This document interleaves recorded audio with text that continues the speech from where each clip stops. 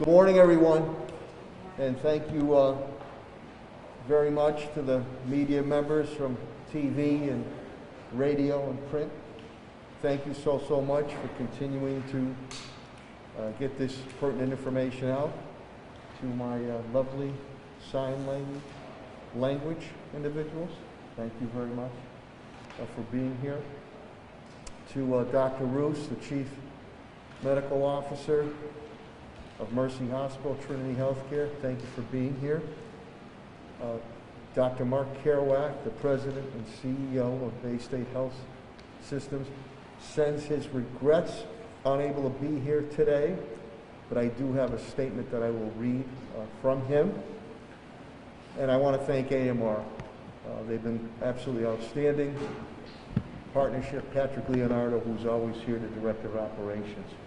We appreciate that. And of course, to all my cabinet heads, down the rank and file, and their families, thank you for all your continued and dedicated efforts. Again, they are tested and true through a number of natural and man-made disasters as we move to defeat this COVID-19 coronavirus pandemic, which we will.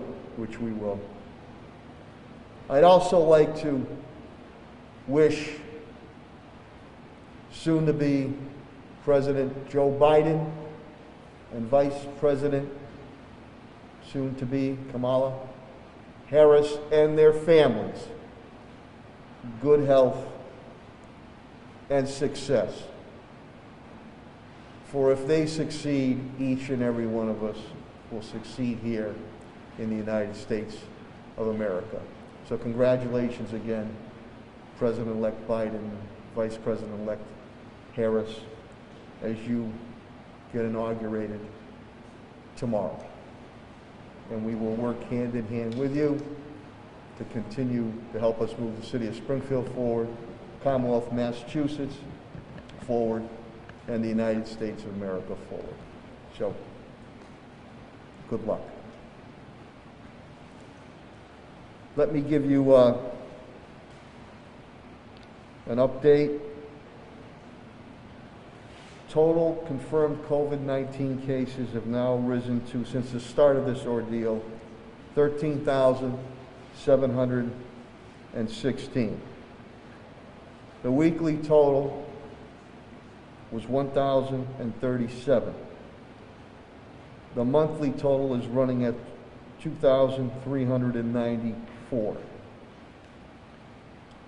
Unfortunately, Commissioner Helen Carlton-Harris reports to me earlier this morning that we have 11 more deaths, Springfield residents who have lost their lives due to this terrible COVID-19. And as always, our thoughts and prayers go out to each and every one of the families and friends who have been affected by this. May God rest their souls. That brings the total number of Springfield residents' deaths to 179. Of that, 73 are white, which breaks down to 40.7%. 40 are black, which breaks down to 22.3%. 61 are Hispanic, which breaks down to 34%. Asian is 5, which breaks down to 2.8%. The trend has been, for these individuals who have lost their lives, has been a residential trend that continues. The long care term facilities has stayed stagnant. Residential, 121 of those are residential that have passed for 67.5%. Long-term has stayed steady at 58, which is 32.5%. Excuse me, my writing. Governor Baker's, the AMR Stop the Spread with Patrick Leonardo and AMR, the testing continues. Vaccines, I want to thank Commissioner Helen Carlton Harris. 920 vaccine shots have been given to the first responders in phase 1. That will continue moving into this week. Helen and I will continue to advocate for expansion of not only testing but vaccines. Flu shots, we do highly recommend that you get it. Superintendent Warwick will clarify that a new directive has come out from the state on flu shots pertaining to students. That is not mandatory now, but highly advised, but he'll speak on that. Senior citizen meal deliveries continue. We added a few more last week, deliveries to their homes, and they deeply appreciate that. So to Helen and Sandy Federico and to Vanpool, we appreciate that. Speaking of vaccine sites, my administration was contacted Sunday evening, and I look forward to Governor Baker, Lieutenant Governor Polito making an announcement in the very near future that the Springfield area will have a max vaccination site very shortly. But I'll allow the governor and lieutenant governor to make that announcement. We appreciate as we advocated for that. So Springfield will have a mass vaccination site announced very shortly, and we appreciate that from Governor Baker and Lieutenant Governor Polito. I'll let them detail it more. The Vax Force, we held our first meeting with Commissioner Helen Carlton Harris and the very diverse and professional group, and that's going to play an important factor of getting out the word and dispelling misinformation. So we're going to continue to move with that. Had a good meeting with our new council president, Marcus Williams, in his spirit of working together, cooperation. Department of Justice, we continue our Zoom meetings and with Judge Ireland, Commissioner Clapwood, and Solicitor Pakula, and the rest of the team. A good couple-hour meeting last week as we look forward to not only more initiatives on Commissioner Clapwood's side, but also getting this situation a mutual agreement resolved moving forward. Echo Dev, Director Sheen will speak to you on a number of fronts, but we continue to put together our post-COVID-19 vision. And we had a good meeting with Tim Bramble out of Chicago and our vision pertaining to the South End, Riverfront, downtown area with museums and housing and MGM and other things. So this has not stopped us in moving forward and continue initiatives, economic development, housing initiatives, not only in our downtown area, but in our neighborhood area. So stay tuned for future announcements to come forth. School committee meeting, very good meeting Thursday evening. Superintendent Warwick will update you on that. Retrofits continue. We put across a draft reopening plan, hybrid plan. And again, I want to thank Director Patrick Sullivan and Commissioner Helen Carlton Harris for being on that meeting to reassure our school committee members. Yesterday we celebrated the iconic Reverend Dr. Martin Luther King Jr. Day. We had a nice ceremony here, smaller because of COVID-19, Friday. And I want to thank my aide, Coach LeVar Glick, for putting that together. And we did that in partnership, as we usually do, with the NAACP and Bishop Talbert Swan, which he was also sworn in as president again, and we did the flag raising. And had a great student speaker from my alma mater, the High School of Commerce. And Commissioner Clapwood was also there. Yesterday, it had to be virtual, but then again, another great MLK presentation. We normally do at the Mass Mutual Center with a couple thousand people. But I want to thank Springfield College, Martin Luther King Community Center Family Services, Ron Johnson, Springfield College, President Mary Beth Cooper, Eileen Cafferty, Community Music School, Benjamin Smith, the Dream Studio does a great job. And I was honored again to bring some remarks, as did Governor Baker, who personally comes down to these events, but we had to give our remarks virtually on that. Commissioner Clapper and I continue to work with state and federal officials in coordination for any possible negative activities that might occur pertaining to the inauguration of President-elect Joe Biden and Vice President-elect Kamala Harris. So we will continue to stay on top of that. If anything is to occur, we'll be prepared. I had a great visit from one of my former interns, or early interns, Bria Brantley, and I say it because it's a great story. It's going back maybe some 10, 11, 12 years ago. She's now got a beautiful baby boy, Colby. She's pursuing her PhD at AIC, and through the First Time Home Buyers program, bought her first home right here in the city of Springfield. So that's a great story.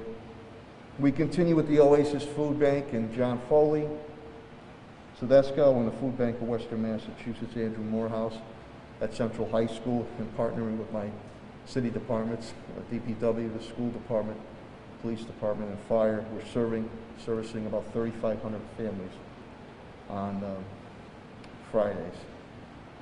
Commissioner Clapper, on the police side, she will update you, but in total, they are down 28 with COVID, 25 that have it, 3 pending. Included in that is a number of 8 out of the academy, so they're Zooming it right now. They continue with the vaccine and testing. As I stated, we'll continue to coordinate with our state and federal partners for any type of potential protest pertaining to inauguration. And as always, we'll make sure that all our residents, no matter what creed, color, or background, and business community, will be protected. Commissioner Calvi indicates he's down 11 COVID, 25 pending, total 36. He's taking a pretty good hit there. Vaccine and testing continues. They had a couple fires. I'll speak of Saffron Circle and Davenport Street. Superintendent Warwick, we're over the 5.5 million mark in meals served, 5,565,314. Over the long weekend, 102,640 meals were given out to our students and families. This is at 17, 18 various sites across the city. Breakfast, lunch, dinner, and snacks. Superintendent will elaborate again. The retrofit continues. We presented a draft hybrid reopening plan. He'll speak to you and clarify on the flu shots. Attendance rate has ticked up to 92.2%. And again, I want to thank Commissioner Helen Carlton-Harris on the testing. Winter sports has started, and we had a very, very low positivity rate on the testing, which is good. We're going to test 3 times for our student athletes for winter sports.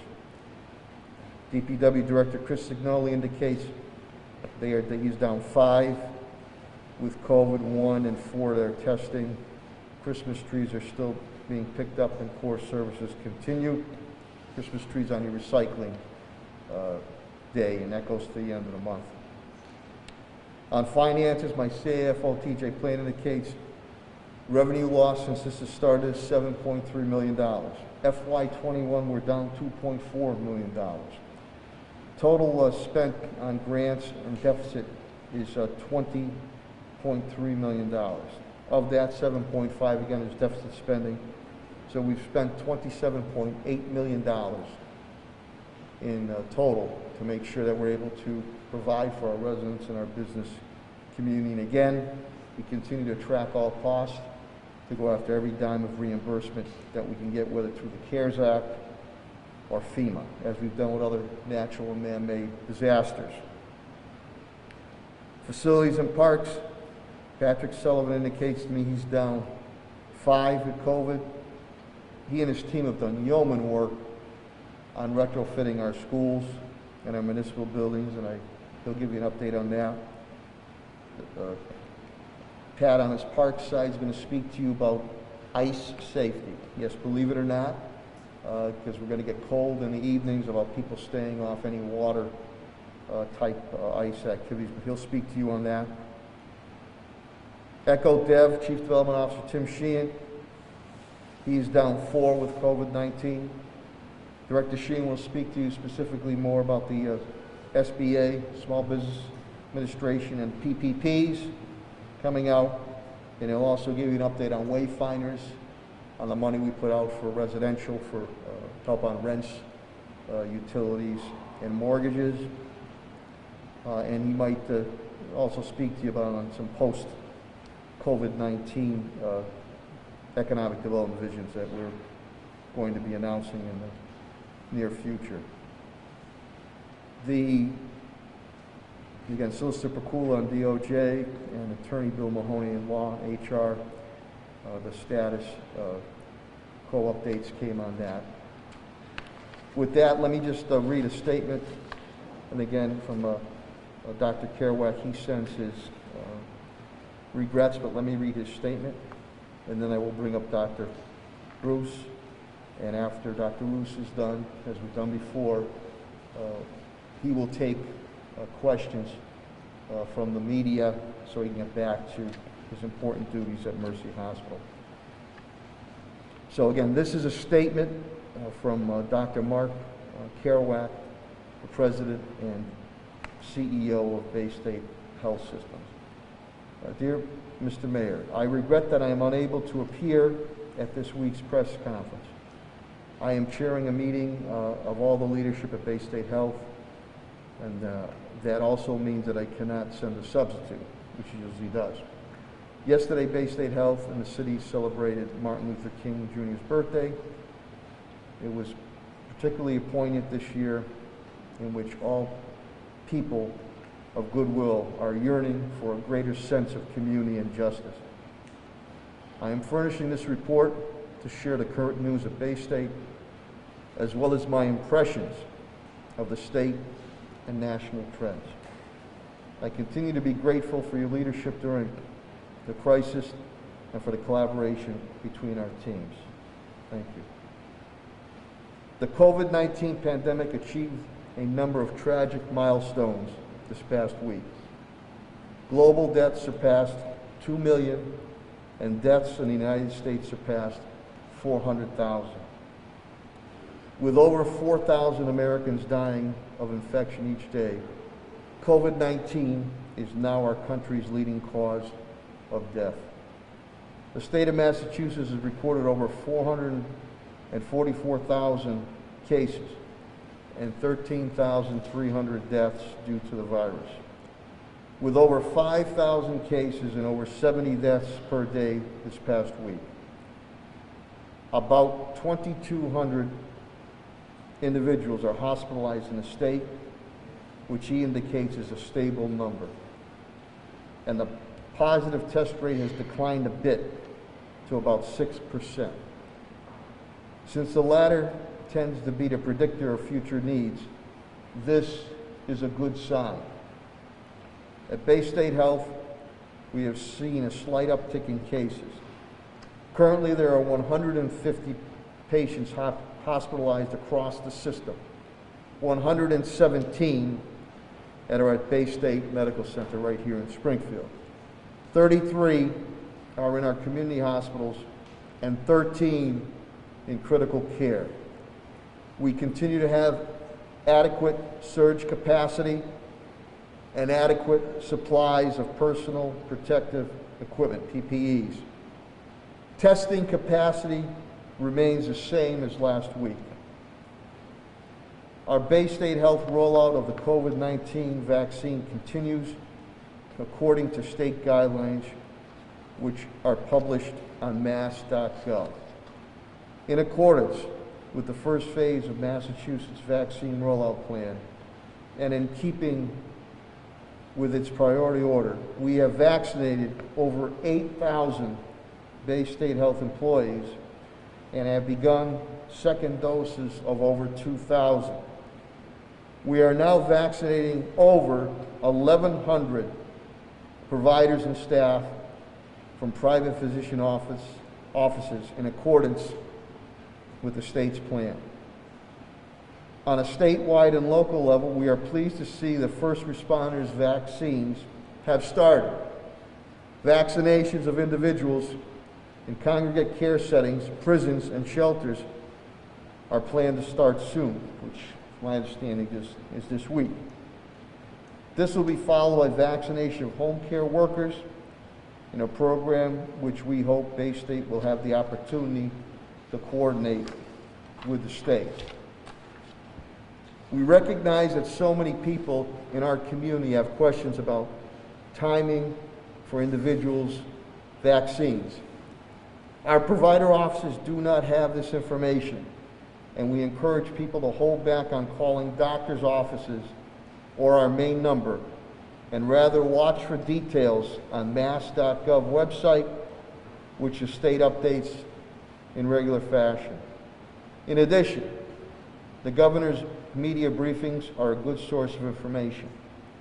As we have done on a regular basis since the start of the pandemic, Bay State Health will proactively reach out to our community with information that we know our community wants and needs. And we ask for patience as the statewide plans move to the next step. We are all eager to get started vaccinating high-risk patients as phase 2 begins in early February. The state has received over 660,000 doses of vaccine and has administered about 300,000 doses. Some of the remaining vaccine is being held for second doses or for scheduled first administrations among the groups I mentioned above.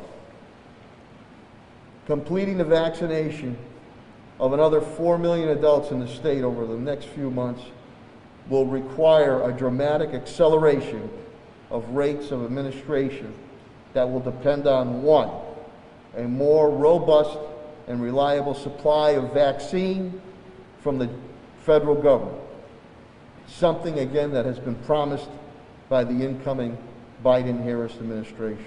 Two, the opening of multiple mass vaccination sites like Gillette Stadium across the state. And again, I mentioned to you today that we will have something of that in the Springfield area, but I will allow Governor Baker, Lieutenant Governor Polito to make that announcement shortly. Three, close collaboration between health systems like Bay State, the Department of Public Health, local boards of health, which we've already have established and continue to work very well with. Four, the approval of the products of 2 to 3 additional vaccine makers that are in the final stages of clinical trials. We look forward to these steps unfolding in the next several weeks to months in what will be one of the largest public health undertakings in our nation's history. Finally, in the meantime, please remember that your best defense is the consistent observance of public health measures, which we have emphasized these past months. They include masking, maintaining physical distance, avoiding crowded places, particularly indoor venues, whenever possible. These measures work, but sadly, the reason we are seeing more cases and deaths is because they are not being consistently followed. The emergence of a new and more contagious strain of a virus, which was detected in Massachusetts this week, does not mean we should change our plans for protecting ourselves with public health measures or vaccines. This mutant strain is still in the minority in most places across the country, although it is forecast to become the dominant strain by March. It does not cause more severe disease, and it can be stopped by vaccine and by the same public health measures of masking, physical distancing, avoiding crowds that we know have worked against the original strains. The arrival of this new variant simply means we need to be more consistent in observing public health measures and accelerate the rate of vaccine administration. Mr. Mayor, I thank you for the opportunity to share my thoughts. I appreciate the media's consistent, fact-based reporting, and I look forward to seeing you all next week. Sincerely yours, Dr. Mark Kerouac, President and CEO of Bay State Health Systems. Thank you for indulging this written statement. It's important. We appreciate Dr. Kerouac's continued efforts, and we'll see you next week. As we appreciate Dr. Robert Roos's continued efforts at Mercy Trinity Healthcare, the Chief Medical Officer. So without further ado, the Chief Medical Officer of Mercy Hospital, Trinity Healthcare, Dr. Robert Roos.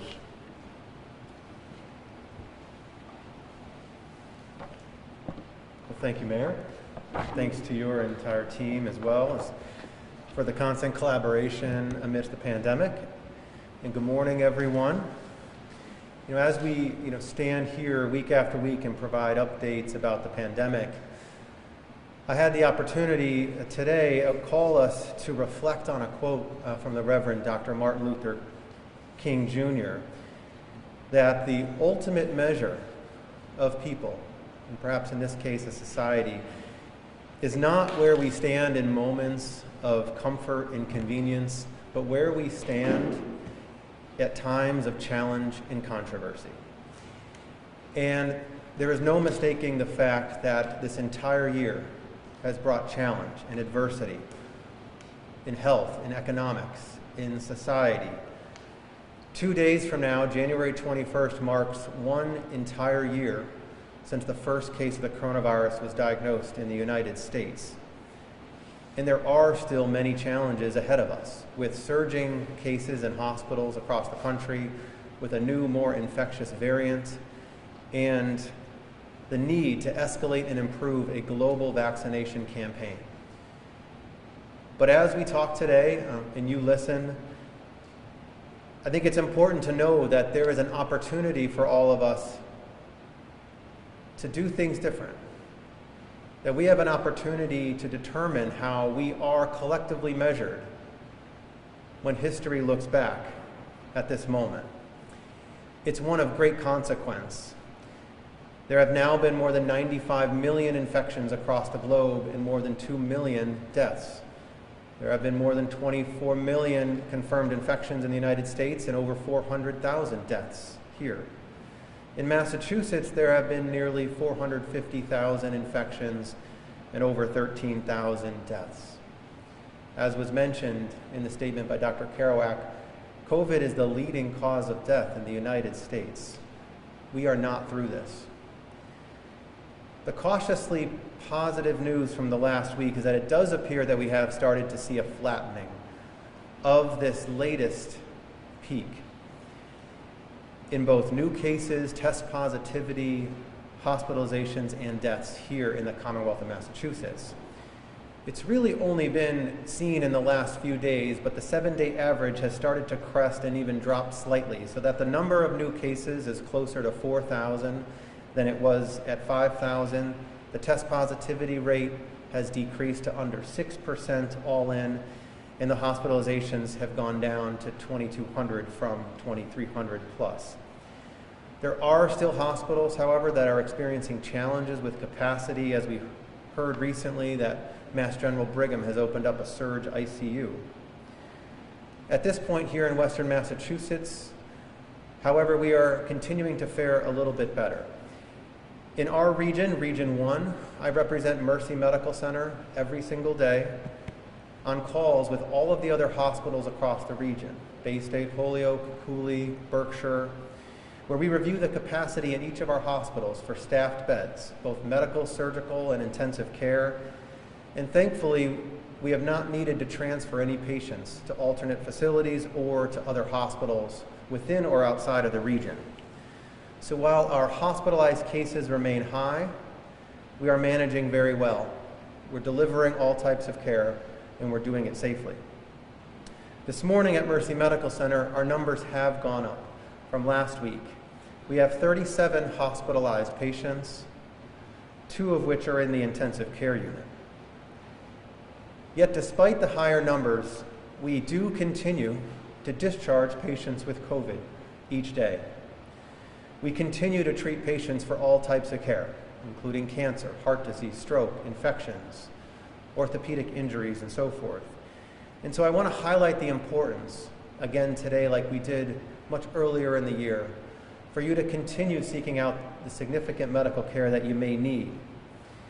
It's a concern of mine that recently I read a study published by the Kaiser Family Foundation that suggested that 25% of Americans in December had reported that they or someone in their household had delayed or skipped or postponed serious medical care in the past month due to their concerns about the coronavirus. We also continue to see that here in our community. I was speaking with one of our neurosurgeons last week, and she was detailing to me someone she had evaluated in our emergency department who was having significant neurologic symptoms that could present a risk for loss of mobility in her legs going forward. She unfortunately had delayed coming to the emergency department, not for hours, but actually for a few days. When she was asked why, she noted that she was concerned about COVID for herself, contracting it, as well as the hospitals being full with patients with COVID. When she received the care, she was reassured that that was not going to be a risk. But these types of scenarios can sometimes be discovered too late. We saw this in the first surge, with people delaying coming to emergency departments for care, including things like abdominal pain that could be in need of a quick operation, or people presenting for what could be a heart attack.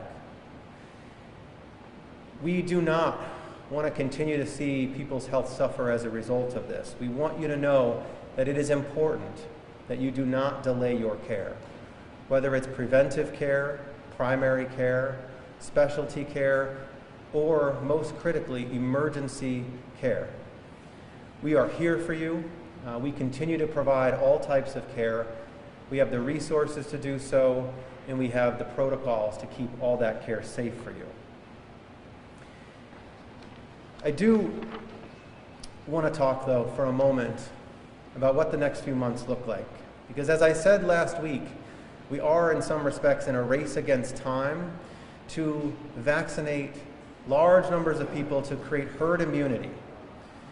And as has been mentioned, there is an infectious variant that's been identified in the United Kingdom and is the predominant strain in the United Kingdom now, called B.1.1.7, that has been identified here in the United States and in many other countries. The Centers for Disease Control did release a report over the weekend, and I want to highlight a few important things about this variant. First, it's important to recognize that viruses of all sorts can and do mutate.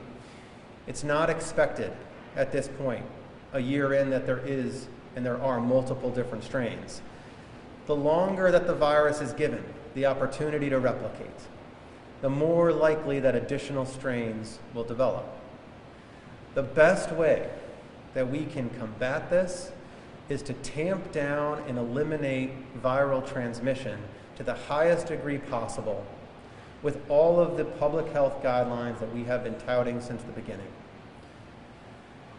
This B.1.1.7 variant is modeled to be the most prevalent strain here in the United States by as early as March, even with a large-scale vaccination effort. The variant could lead to an increase in the rate of infections that could continue well into the summer, surpassing the rates we even see now if we do not combat this with the same vigilance, actually a stronger vigilance than we have to date, and also a successful vaccine campaign. The good news is that it does appear that the vaccines that are currently available are effective and do confer protection against this variant. And the CDC and others continue to monitor variants that are seen in other countries like Brazil and South Africa to determine if that would be the same for them. This is of concern. There is a high degree of community transmission that continues. An example of that is even in the last 24 hours, we've had 6 different patients who were scheduled for procedures who are just being tested for asymptomatic screening prior to an operation that have come up as COVID positive. So it only becomes more important than it ever has before that we escalate this vaccine campaign as quickly as we can, all throughout Massachusetts and beyond. When we look at the numbers, a total of 539,550 doses of vaccine have been shipped to Massachusetts, and about 317,000 doses have been administered. This was released yesterday. The focus on releasing the vaccine continues here in Massachusetts to ensure that we have the appropriate amount of second doses to line up with each first dose, and that we walk through the priority order sequentially to ensure that those groups are vaccinated in order. At Mercy, we have administered over 3,000 vaccines to date, with over 860 colleagues that have now received their full vaccination series. Today, now that we've vaccinated many of our eligible colleagues, or all of our eligible colleagues that are interested, we are going to be opening up our vaccine clinic to other eligible members of the community going forward for appointments on January 25th. It's very important to understand that eligibility is determined by the Department of Public Health. Right now, that includes COVID-facing healthcare workers, first responders, and residents and staff of congregate care facilities, shelters, and prisons. Next, it will include all home-based healthcare workers and non-COVID-facing healthcare workers in the coming weeks.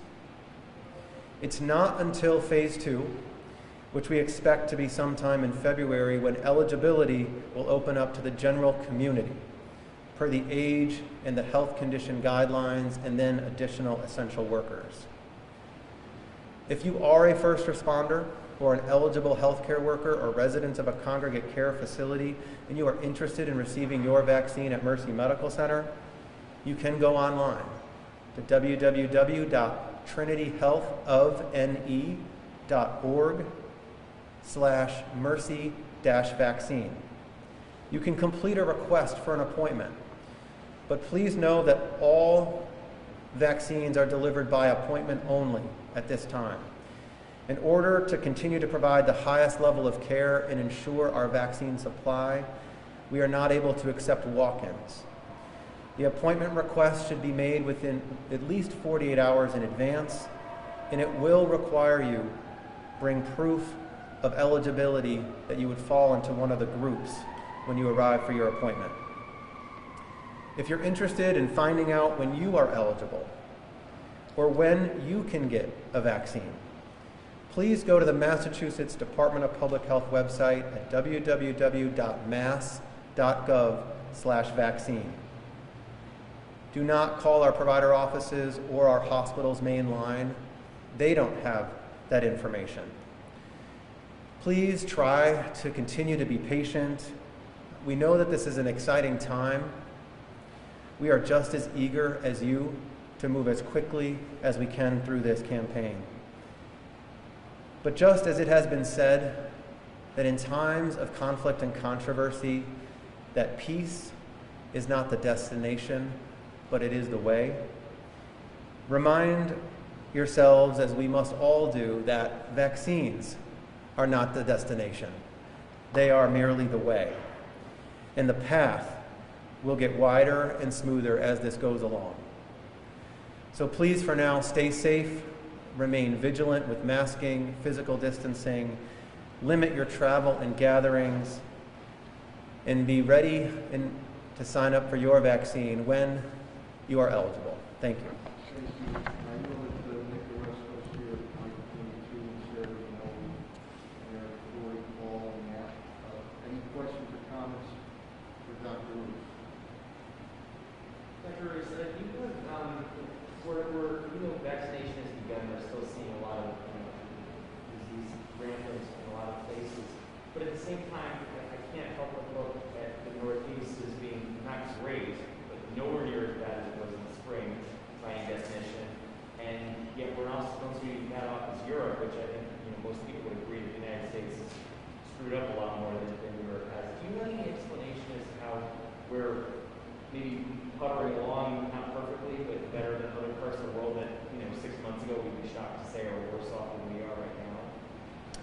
So that's an interesting comparison, because I think in many regards we would still be considered to be one of the leaders with some of the poorest outcomes and case rates when comparing countries. So certainly when we look at what's been done over the past year, there have been many missteps, as I would see it, and a real lack of providing a true coordinated effort to address the pandemic that has led the United States, of course, to have the highest representation and proportion of confirmed cases, one of the highest death rates when compared to other countries of similar economic size and social demographics. So I think in many ways there is great opportunities for improvement in what the response has been thus far when you're looking at and comparing countries. In looking at regions, it can be a little bit harder to assess, as so much of this has been done by the states. So much of it had been determined, particularly early on, where urban centers suffered the most disproportionate impacts. And then we saw the sort of second wave where that went across the country. So, here in Massachusetts, we are actually experiencing levels of hospitalization that are very similar to what we saw in the first surge, and actually lasting longer than what we saw in the first surge, which was a much more significant slope, both up and down. One of the reasons why that has been, I think, mitigated to a stronger extent is because the approach in Massachusetts has been steady, it has been fact-based, it has been consistent, it has continued to adapt but not be reactionary. And I think when taking those principles, the individual strategies, may differ a little bit by state to state, but are what lead to prevent sort of the massive devastation that's been occurred in some other places. But we have a lot still to learn and a lot still to get through, particularly as we face new variants that could become the predominant strain here in the U.S. And last week, both you and Dr. Carrock talked about your vaccine allocation being depleted and having gotten. Yes. Has that changed at all? Is there now more stock available to Mercy and Maddox? Yep. I can't answer for Bay State, but has that changed in the last week? It has. So I would say in the last week, we have received regular communication. We have received the vaccine allotment that we have requested on a weekly basis, and it does appear that process is moving smoother. And so we are able to, move through our campaigns, schedule appointments, and vaccinate people in a cadence that's much more predictable, which is helpful for not only the operation but also for the community that we are serving with this. So I would say that's improved dramatically in the last week. And I'm sorry, I apologize if you said this before. What is do you have like a rough estimate of when within your own staff everybody will have their second shot? So we've given about 2,300 first doses overall.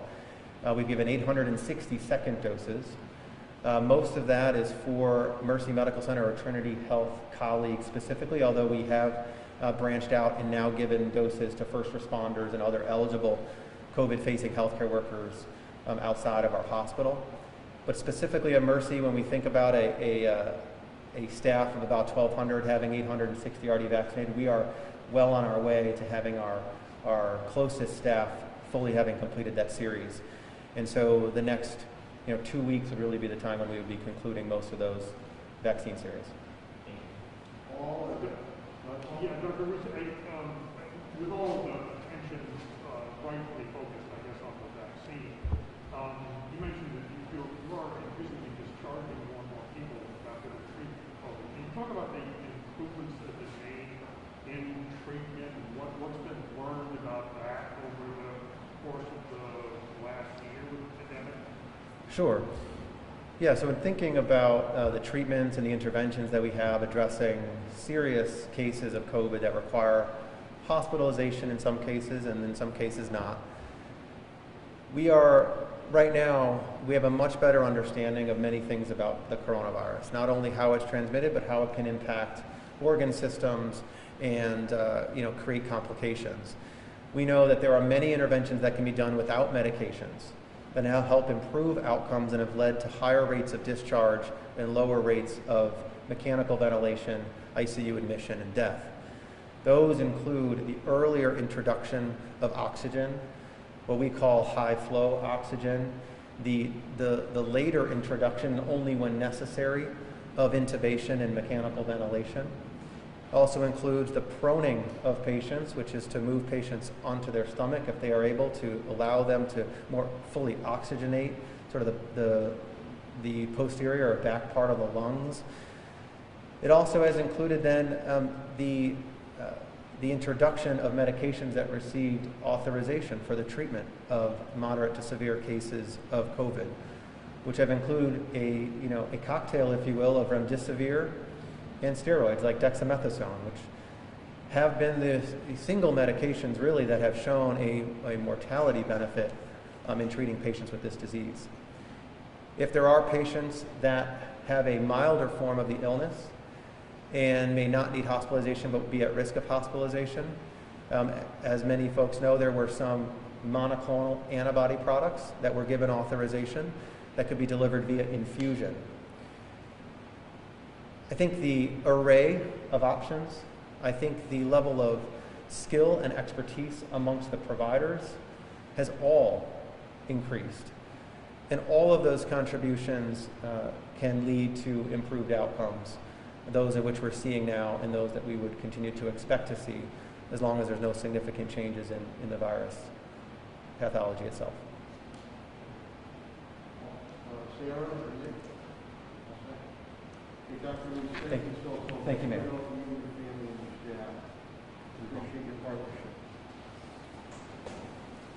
And again, Commissioner Helen Carlton-Harris and I and our team will continue to advocate aggressively, diplomatically aggressively, to continue to expand testing and to get vaccines in sites here ASAP, and not only for to protect and preserve our city workforce, but to our population, especially our seniors, as soon as we get the guidance from DPH. So I want to thank Commissioner Helen Carlton-Harris and her team. It's been a juggling act. At times it gets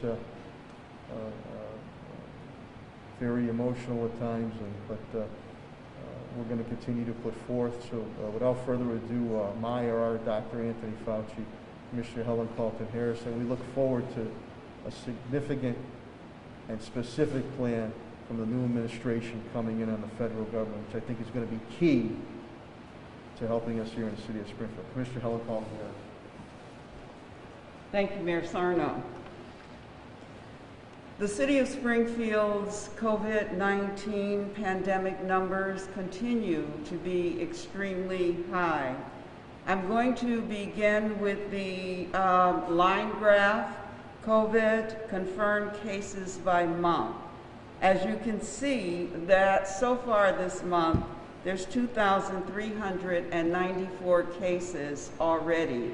What that means is that we are about halfway to the point that we were in December, and so we're looking at potentially another month of record COVID cases in the city and in the Commonwealth of Massachusetts. You can see that in August we had 182 cases for the entire month, which was our low cases, and we are seeing that and more on a daily basis. On Sunday of last week, there was 167 cases. This is the COVID confirmed cases from January 10th to January 16th. 167 on Sunday. The 30 reported on Monday was a glitch in our Maven system from the state. And so the next day, Tuesday, there were 214. That included additional cases from Monday. Wednesday, 181 cases. Thursday, 116 cases. Friday, 213 cases. And Saturday, 122.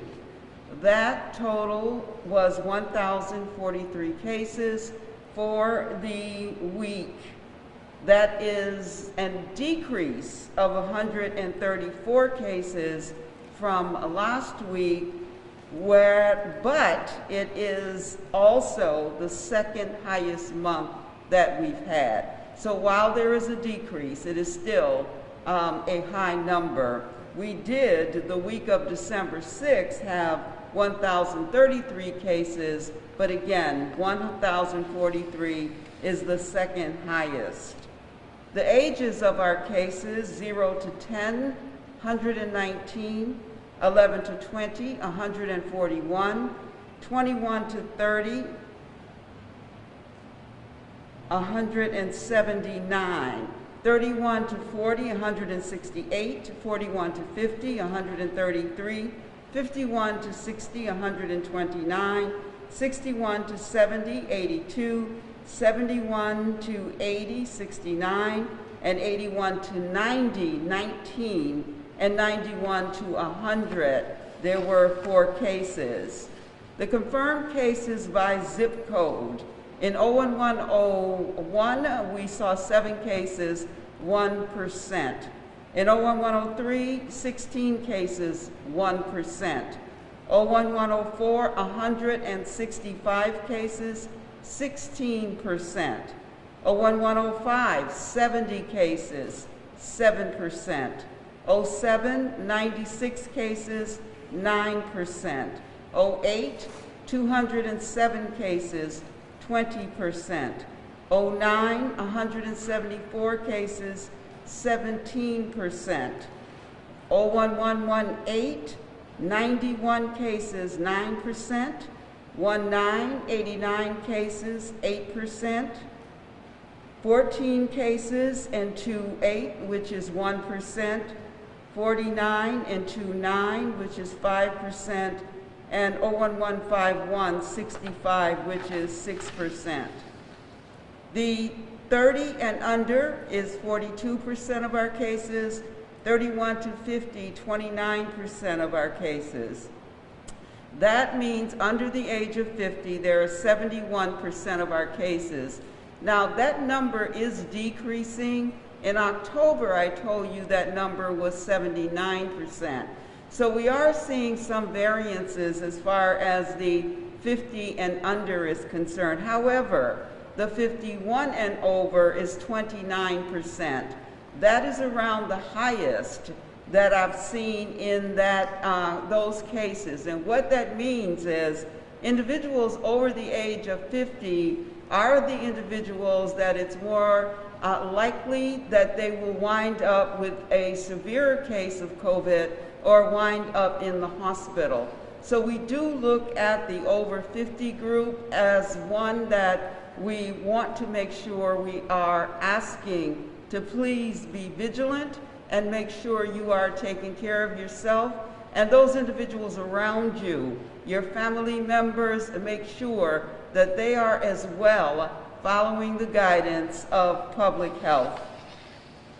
In the race categories, there were 0 American Indian / Native Alaskan Natives. 4% of our cases were Asian, 15% Black African American, 21% Latinx, 1% Native Hawaiian, Pacific Islander, 38% white, and 21% is unknown. As the mayor said to you, we have lost in our community, in our city, 11 additional residents, and this data is up to January the 9th. And so we lost a 68-year-old Hispanic male, a 72-year-old Hispanic male, an 80-year-old Hispanic female, and a 99-year-old Hispanic male. In other categories, a 76-year-old Black male, a 77-year-old Black female, an 86-year-old Black female. 78-year-old white female, 51-year-old white male, 76-year-old white male, 73-year-old white male. It is important to acknowledge that those individuals lived in zip codes across our city. It's important to recognize the loss that families are feeling, as the mayor did, and make sure that our condolences go out to you. However, we are losing individuals in many age categories, and we believe that we can do more to prevent this virus. The vaccinations did roll out. I need to thank the staff at the Department of Health and Human Services who did an excellent job. I want to thank Springfield Public School nurses who were extremely caring, compassionate. Thank you to the Parks Department for sending us staff as well. And this could not have gone as smoothly as it did without AMR. Their vaccinators did an excellent job. There were 6 of them there for most of the day, and were very kind, compassionate, and moved individuals through the process. So thank you. To date, AMR has tested 118,978 individuals. Positives are 10,763 from that total, and 50,000 of the individuals that were tested were Springfield residents. It is important, again, I've gotten many calls, and I appreciate the individuals who have called me about how to wear your mask. Masks should be 2 or more layers and should completely cover your nose, mouth, and chin. We have seen many individuals using them below their nose, below their chin. They are really important that you cover those areas, because that's how the virus is spread, through droplets from your mouth, your nose, and because droplets fall, if you cover your chin, then we make sure that it is contained in the mask. So please, wear your mask correctly. It is not good to have a mask on and it's not doing what a mask should do. We do have, for vaccines, what is called a waiting list, but is not a waiting list of individuals. It is a list of those agencies and organizations that are in phase 1 that we can move to. And so we will do that, because it's important to get the vaccine in as many arms as we can. So there is no individual waiting list. Let me be clear about that. The mass vaccination clinics will be set up by the State Department of Public Health. The governor, lieutenant governor, and Secretary Sutters will announce those vaccination sites very shortly, because they are hoping to begin next week. So please be patient. Know that everyone wants to get the vaccine in arms, and we are all working to do that. The Vax Force will meet again. We have committees or areas that the individuals on the committee have signed up for, and we look forward to presenting to the public the white paper or the outcome of the work that committee is doing. I am extremely grateful to that committee for making sure that they volunteered and have kept up with the latest science in order to communicate it to our residents. We are still doing contact tracing. As you know, there are still positives. And so my staff and the Contact Tracing Collaborative at the State Department of Public Health continues to make sure that we are reaching out. Please answer our calls and know that even when you get the vaccine, it's going to still be important that you wear your mask, that you practice social distancing, and that you are constantly washing your hands and staying home if you are sick. The goal of vaccinating individuals is to make sure we are getting our entire population to some point of herd immunity. Herd immunity is when there is enough individuals vaccinated so we can see that the viral load is negative, going down, and the spread is something that is being contained. Right now, there is a lot of community spread, so even if you do get vaccinated, the recommendation is that you continue to use precautions until we get to the point of herd immunity. That's going to take a lot of vaccine. We are standing up, or the state is standing up, and certainly the Board of Health from the city of Springfield and across the Commonwealth will work with them. But it is going to take a massive effort to get vaccine into the number of arms that we need to do in every category. We understand that people are anxious. I've talked to many individuals who have called me who are anxious to get their vaccine, and we certainly understand that, and we want to do everything we can to make sure that that is happening for individuals and their families. However, there are the phases. We are following the phases and making sure, particularly those services that are COVID-facing, that are in the community, who work every day with populations and keep our city safe and keep our services moving forward. So we are making sure that we are following the guidance, but we are also making sure that we are not throwing vaccine away. It's important to know that once we puncture that vial, we have to use all 10 of the doses that are in that vial. If we do not use all 10, then we have to throw it away, because the vaccine, once it's punctured, is only good for 6 hours.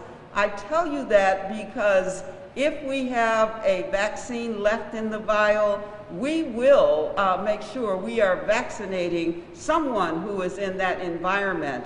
It is not a waiting list. It just happens that when we get to a point, if there's 1 or 2 injections left, we will figure out how to make sure we're using them.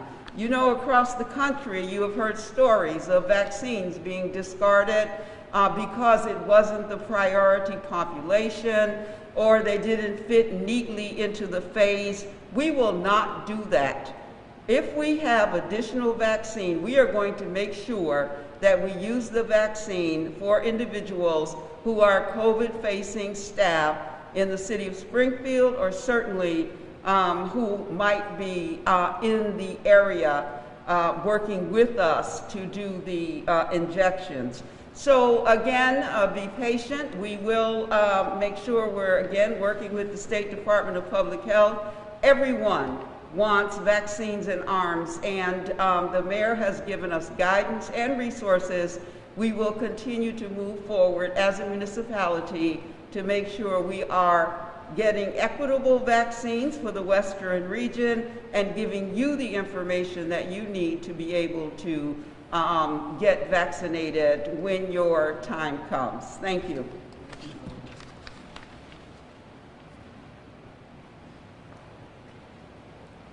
Thank you very much, Helen, for your efforts and your yeoman work with your staff. We will now go into the public safety component of this COVID-19 City Hospital update, and I will bring up the Fire Commissioner of the City of Springfield, Bernard B.J. Calvin.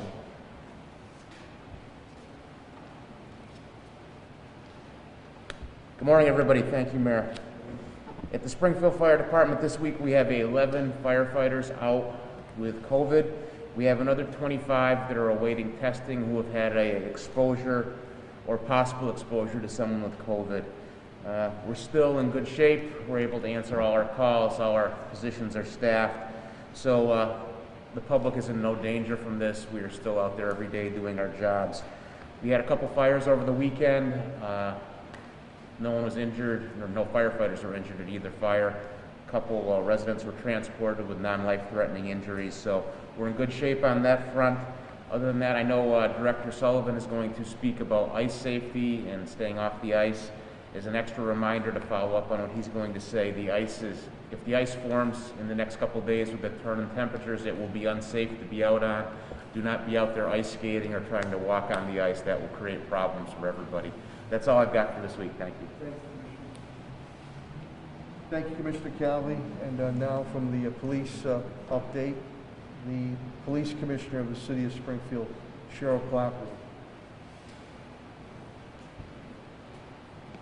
Thank you, Mayor. Good morning. On the police front, we're 25 positives and 3 are awaiting test results, so I'm down 28 officers, and as the mayor mentioned, of concern is 8 recruits in the police academy. So we have gone to a Zoom, and we're trying to do as much remotely as we can.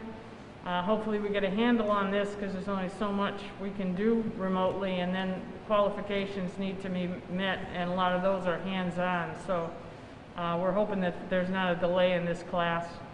I also have 3 who are called up in the National Guard who have responded to Washington, D.C. to help. I have a few others who have been called up for the month of January, and some long-term out illnesses and long-term injuries. So as of right now, it's manageable, and we keep a full complement of officers out on the street for each shift. We watch it carefully, and as the mayor has mentioned before, we are in contact with state police should we need some additional resources. Right now we are good. I will also add to the ice safety, because unfortunately it seems every year as soon as ponds or waterways start to freeze over, we get at least one call for somebody that needs assistance and has gone in. So if you live by a lake or a waterway and you notice somebody out on the ice, especially as early as later this week when it's just starting to freeze over, please call us and let us know, and we'll help advise with PA systems or whatever we have to keep people off the ice until the ice is safe, which won't be for a while yet. Thank you. Thank you, Mayor. Thank you, Commissioner Clapper. We'll now get the update of our Springfield Public Schools, and that will be put forth by Superintendent of Springfield Public Schools, Daniel Warwick.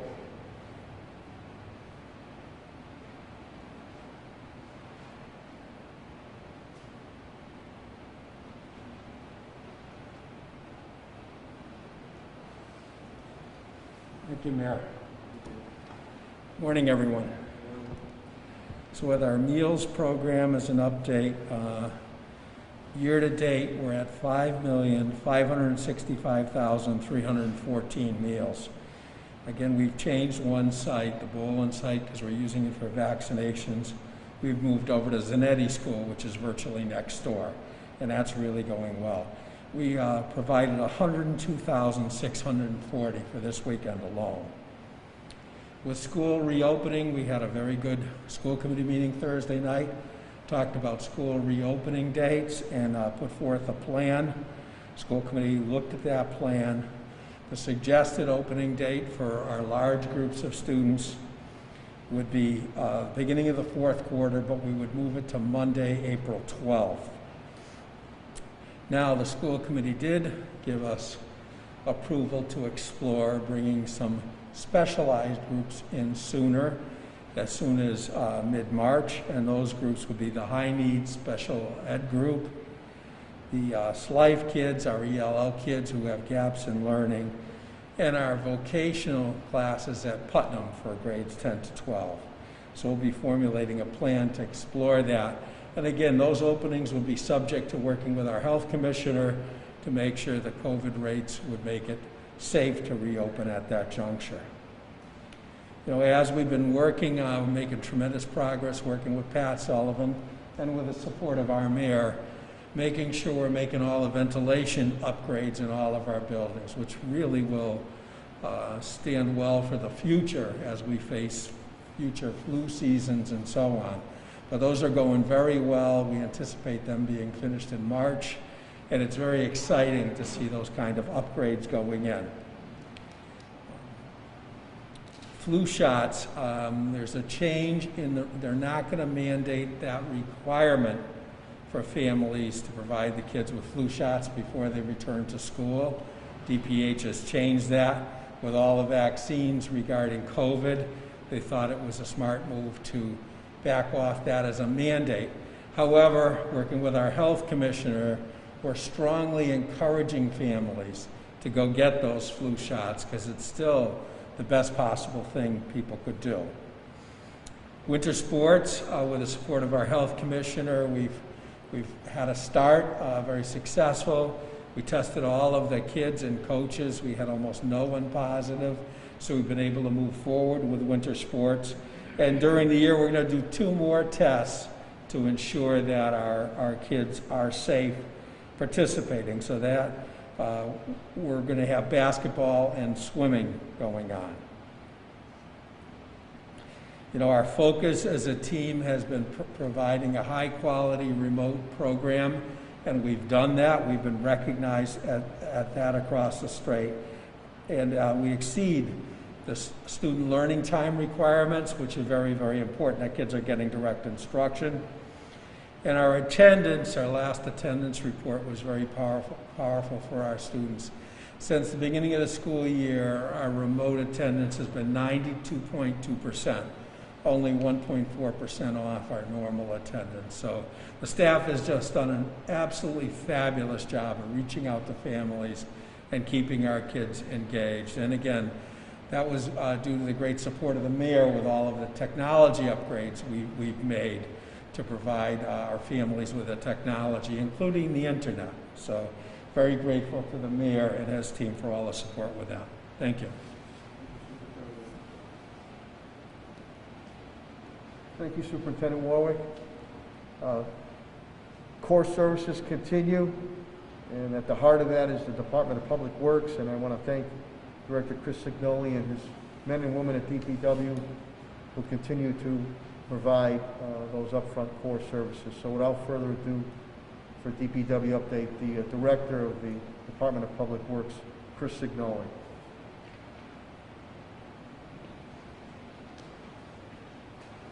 Mayor, thank you very much. The DPW currently has 5 employees out with COVID. We are continuing picking up Christmas trees. This is the final 2 weeks, so starting today, if today is your recycle day, it will be your last chance, and moving forward over the next 2 weeks will be your last chance. Last week, the state approved the transportation bond bill. There are a number of projects that are in there that affect the city of Springfield. So over the next few weeks, we'll be working with Mass DOT on how that funding and how those projects can be moving forward. Some of them are duplicates of projects that already have funding through the state, so we'll have to work with that. With that right now, weather seems to be fine. We are looking at a possible storm next week. However, right now, everything seems good for the remainder of this week. Thank you very much, Mayor. Thank you, Director Signoli. When we get snow, I call him the snow miser at that point in time. Now the Director of Facilities and Park Management, Pat Sullivan and his team have done yeoman work, really working very closely with any and all departments here in the city of Springfield. The Director of Facilities and Parks Management, Patrick Sullivan.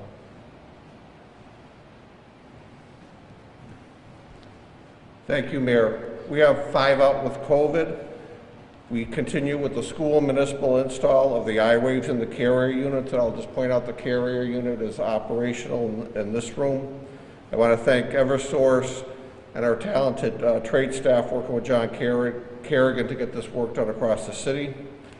I want to remind residents you need to schedule an appointment if you want to do any business in City Hall. We had a lot of people coming up to the door. I think they're seeing the news. The vaccine is being distributed. We are still following all the COVID regulations, and we will be doing this for the next few months, if not even longer. So please schedule that appointment. It will make our front door or back door operations working a little bit more smoothly if you cooperate. And then last, it's going to be a very cold week. This week, so we got concerned about ice safety. So we are asking parents and guardians, please talk to your children about the importance of staying off the ice. It's sometimes very tempting. And to the adults that continue to go on Lake Massasoit, please stay off this area. There's a lot of underground springs. They are like quicksand, and just because it's cold, you're going to think they're going to freeze. This is water that's always running. It will not freeze, and you will sink fast. And we've had to waste our resources of police and fire to save some people. Happy to do it, but we would rather keep all of our public safety officials safe as well. So please adhere, stay off these bodies of water. Thank you, Director Sullivan. As I always say, the City of Springfield is in the business of doing business, and Chief Development Officer Tim Sheen and his team have done a great job in stabilization and trying to help businesses hang in there so we can have them rebound quickly once we defeat this COVID-19. The Chief Development Officer for the City of Springfield, Tim Sheen.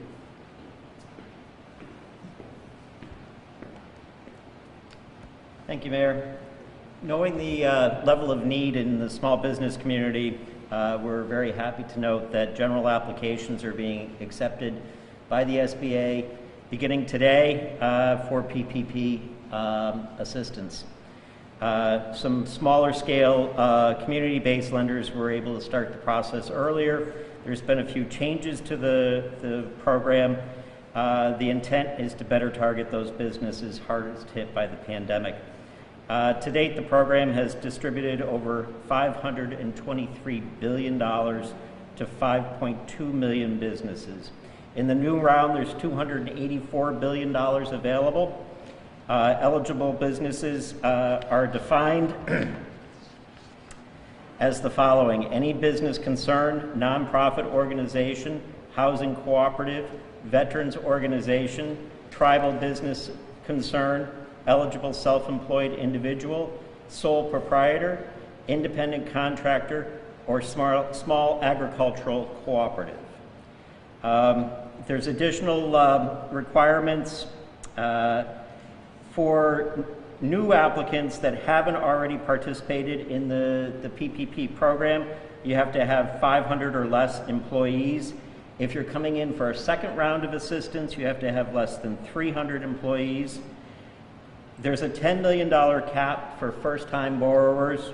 That cap is reduced to $2 million for second draw borrowers. And the formula is based on a 2.5 times formula associated with your monthly payroll.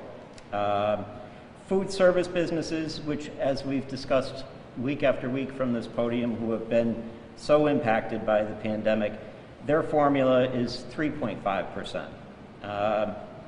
The 2 million cap remains, though. If the loan is to be forgiven, 60% of the loan must be paid for workers. Loans not forgiven will have a 1% interest rate.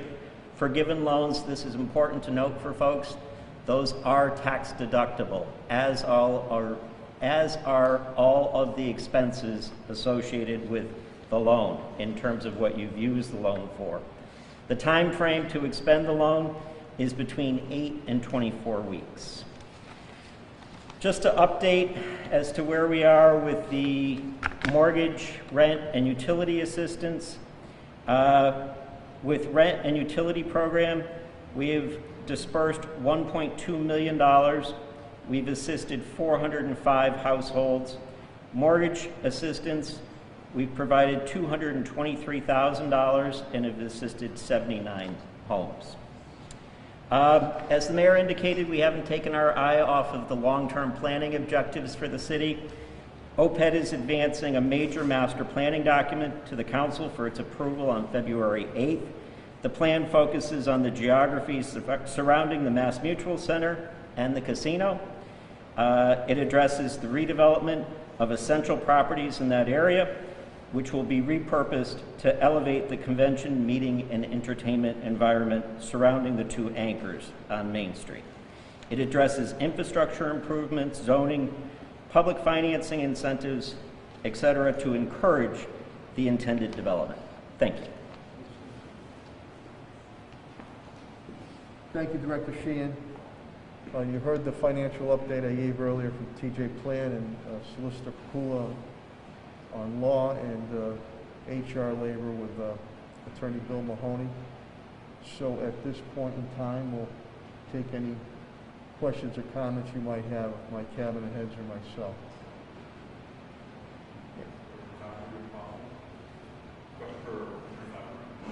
Sure. Eric. Is the department ready for any type of protest when you go tomorrow? And if so, how? We are, and I won't really disclose how, but I will tell you there are plans in place from everything from a small protest to a large event. I do have some partners in this if it gets larger. And as the protest you saw over the summer, the mayor and I are on the same page of being overly prepared rather than underprepared. So I checked with the Fusion Center and my Crime Analysis Center before this meeting, and there's absolutely nothing indicated for Springfield or Worcester. Boston has a few events that they are preparing for, but we are prepared for whatever if something should occur here. As of now, nothing that we can tell is scheduled for Springfield. I have one more question that maybe Calvi could get in on this. Police department and the fire department, do you guys have any of your employees deployed to the National Guard to one of our nation's capitals? Yes. I have 3 that were called up recently and on their way. I have had about 3 or 4 that were previously called up. I don't know their assignments, if they're there or if they're in Boston. We have a couple people deployed, but I'm not sure where they're deployed to. Thank you very much. Thank you, Mr. Calvo. Mr. Clapper. Any other questions or comments? Paul? I just have a quick question. Sure. Superintendent Warwick? Dan? Notre Dame is calling. You like that, Helen, huh? I knew that would get your attention. Paul Tuttle, question, please. Hi, Paul, sorry. Sure. Didn't hear. The tentative plan to return to in-person. Yep. That would be done in a hybrid model, is that correct? It would be done in a hybrid model. Yeah, because we're going to follow all the CDC guidelines. There's no way we could bring everybody in and keep folks 6 feet apart. So it would be a hybrid, so it would be kind of the 50-50 piece we were talking. So it would be Group A would be Monday, Tuesday, and every other Wednesday. Group B would be Thursday, Friday. Now, our high-need SPED kids, our SLIFE kids, and our ELL 1 kids, we would try to bring in 5 days a week if possible, even if the others weren't hybrid, because they would need that. But for all the other kids, it would be a hybrid, and it would be an A-B schedule. And are you, maybe you've got this far yet, are you planning to have another virtual town hall to disclose all the plans in advance? I would think that before we make any decisions, there probably would be another virtual town hall that the school committee would want to schedule and get more feedback. And again, it would be subject to working with our health commissioner based on the COVID rates at the time. And the one thing to remember too, that for parents, if they want their child to stay remote, we're going to contact all the families. So any parent who wants their child to stay remote for the rest of the year, we're going to honor that request also. Sorry, Mary, I didn't hear. I was able to work in a good line there. Excellent. Okay. Thanks. Any other questions or comments? I have to say that what's really reassuring school committee members, administration, is many times, if not all the time, Commissioner Helen Calkin-Harris and Director Pat Sullivan are on those meetings, and that's really reassuring for school committee members on these difficult decisions that have to be made. Matt, I'm sorry. Go ahead. Question for Commissioner Calkin-Harris. Sure, Commissioner Calkin-Harris.